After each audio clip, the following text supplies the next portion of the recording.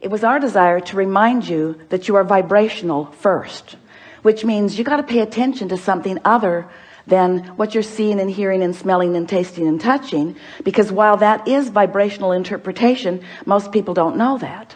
So it was necessary to help you to understand that you are emitting a vibrational signal in order to help you to understand that your signal that you are emitting is being answered all the time, and that's what equals your life experience, period. Most humans don't know that, and in many cases don't want to know that, because they don't want to assume responsibility for what's coming, especially the parts they didn't want to come. Abraham, I'm sure I'm not the creator of my own reality. I would not have created that. And we say, we didn't say you did it on purpose, but you did do it. You did do it. Sounds a little blameful, doesn't it? You did do it. But when you realize that you have creative control of your experience, because you have vibrational control of your experience, because you have focused control of your experience, because you have the ability to focus, then you say, all right. But then when it's hard, you say, not all right. This shouldn't be this hard. This shouldn't be this hard. And then you say something, which is the last thing we ever want to hear from you. I'm not good at this. But you are good at it. You just don't know you're good at it. You just haven't practiced being good at it in the way that really gives you the clarity. And that's really what we're going to be talking about here today. If you've been following us for a while, you've heard us say that you are the creator of your own reality, blah, blah, blah. Enough of that. And that you live in a vibrational universe, blah, blah, blah, blah, blah. Enough of that already. But you do, and you are. So, blah, blah, blah.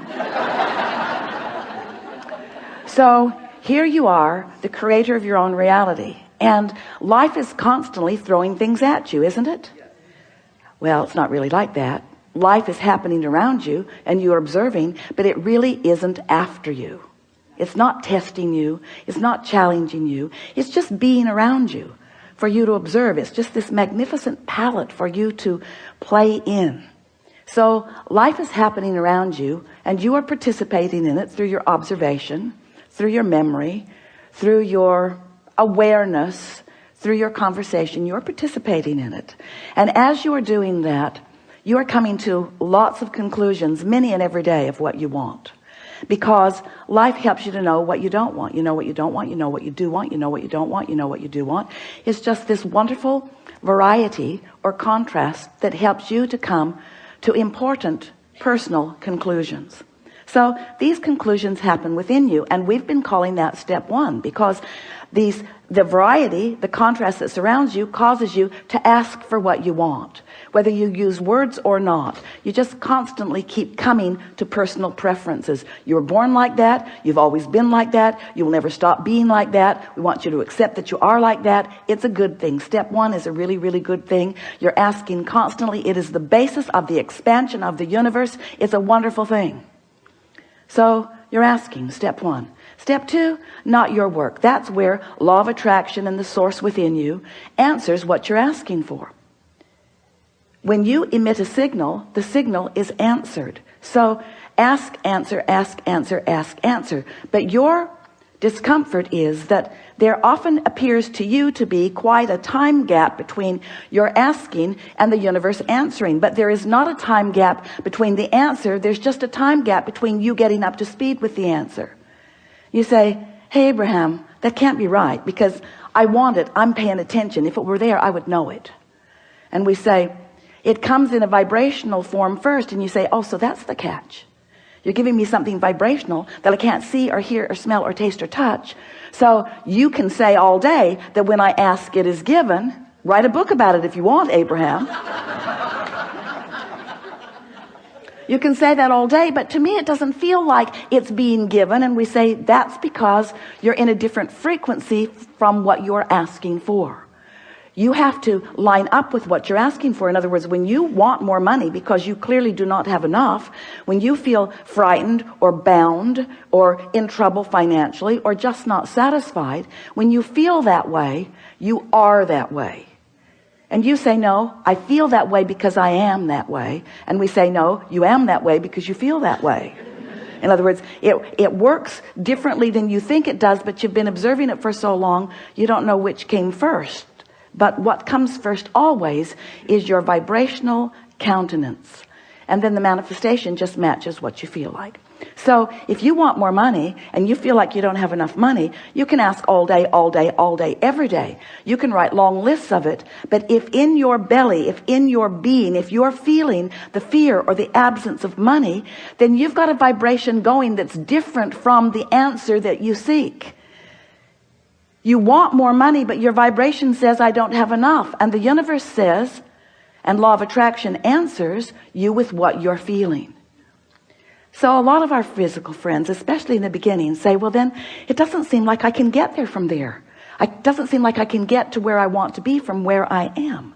Because if I am missing something that I want, and I'm aware that I'm missing this thing that I want, and in fact, the reason that I'm speaking about it so clearly is because it's missing, and that's why I want it, then how do I get there? And we say, you have to feel like it feels to have it.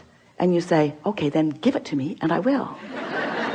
And we say, just try a little bit. Just try a little bit to not activate within yourself so often the vibration of what's missing, and focus yourself into activating the vibration of what you want. It is not as difficult as you think. So step one is contrast causes you to ask. Step two is it is given vibrationally, so there is no gap really. Step three is you have to convince yourself there's no gap. That's the work. You got to feel it as if it is in order for it to be. And we know you balk at it, but many of you are practicing this and are finding it. Many of you are understanding the laws of the universe, and you're finding ways to focus yourself into feeling good without needing all of the evidence to be there first. Do you hear how important that is? If you don't need the evidence for what you want to be there first before you feel it, then you are able to accomplish the vibrational countenance of it before it is, which means now it must be. And Esther said, please, please, please, let's call it step 4. Please, please, please. Can't we call it step 4? We need another step. We need another step, Abraham. Please, please, let's call it step 4. And we say, all right, step 4. So you ask step 1, source answers step 2. You allow it step 3. But now we've been talking to you for a while. You've been keeping up with us pretty good.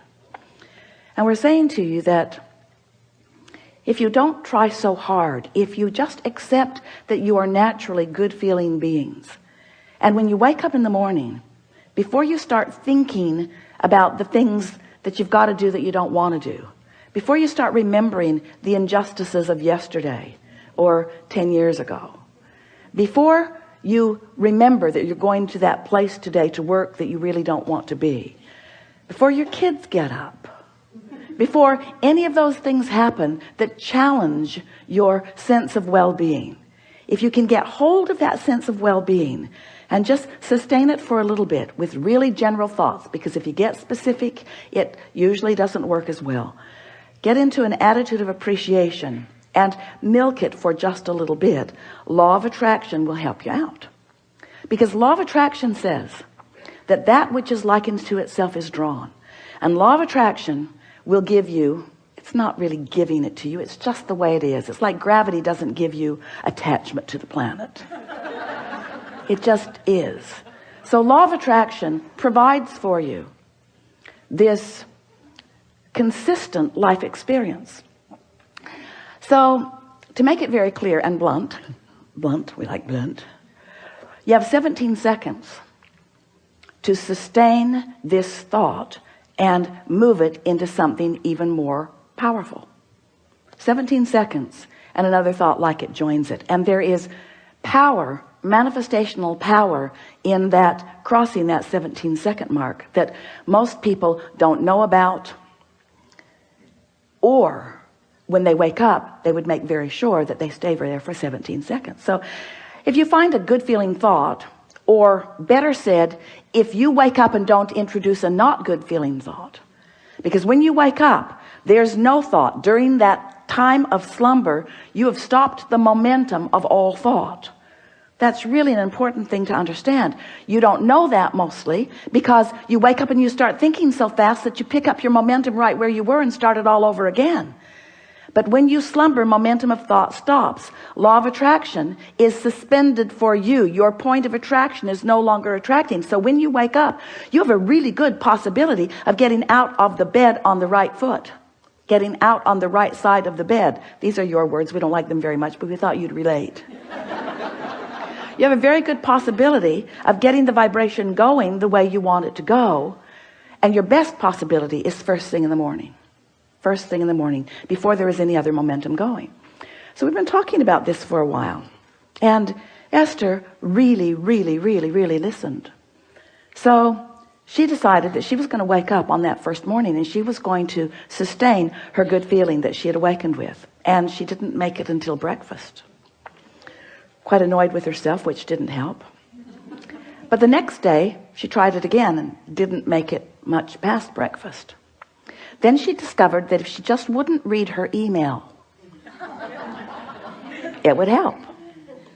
So her dominant intent became to sustain this feeling of well-being as long as I can.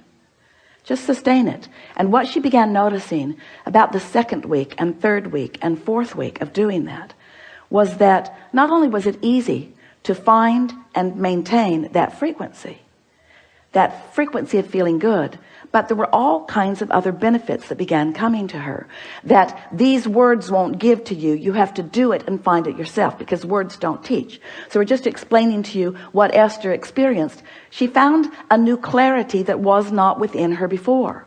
She found a sort of stable ride. She remembered Jerry's story of shock absorbers. He used to tell a story about he got a new car. He was test driving it. It was a beautiful Cadillac and it was in San Diego. And the salesperson took him down a road that Jerry thought no nice car should ever be on.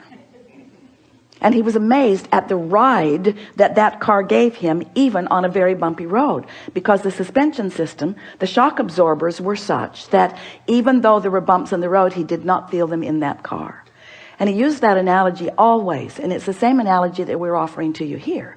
When you find vibrational alignment with who you really are and you sustain it for a period of time, what happens is you get shock absorbers. So even though the same sort of things may be happening around you, you might even see some of them, although law of attraction makes it less and less likely that you're going to participate on any personal level with anything unwanted once you begin sustaining this vibration of well-being. But the whole point of all of this, we don't want you to become so vibrationally snobbish. Esther says, I'm a vibrational snob. I like clarity and I will not accept confusion. But when you care about how you feel and you practice it until you're in this place where you are sustaining it more consistently, then you don't feel like you felt before. You know how when you first start knowing that you are the creator of your own reality, and you get feeling pretty good, and then someone says something that takes you away from your good feeling, and you think to yourself, I'm never talking to you again. I'm going to avoid you. You are a downer. But then you find yourself in a sort of state of avoidance everywhere. You can't watch television. You can't really go out in the world. You have to give your children away. You just can't barricade yourself into enough solitude to really maintain the vibration, and you give up so much by trying to do that. The benefit of alignment shouldn't have to pay the price of being a hermit. You should be able to practice your alignment until you're so good at it that you can go anywhere, be anywhere with anyone, and maintain your vibration. And let's call that step 4. Because Esther wants to.